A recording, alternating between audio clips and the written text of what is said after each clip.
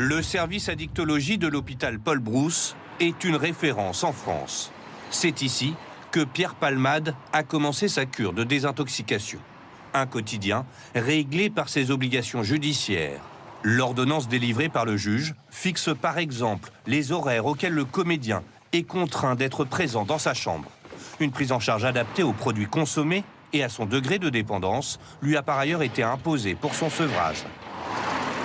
Ça peut engendrer des symptômes en soi, le fait d'arrêter. Ça provoque une forme de souffrance aussi parfois aiguë. Donc parfois il y a des traitements qui sont administrés pour réduire par exemple l'irritabilité, les insomnies, l'anxiété, la dépressivité. Dans le cas de l'humoriste, il s'agit de soigner une addiction qui dure depuis 30 ans. Pierre Palmade porte également un bracelet électronique à la cheville.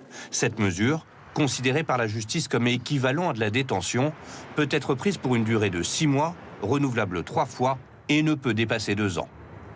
Pierre Palmade était accompagné de 2 passagers le soir de l'accident.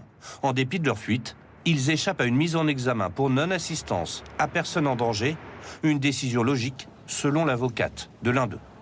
Lorsqu'il est sorti du véhicule, il était en état, peut-être pas de sidération, mais il était un peu désorienté.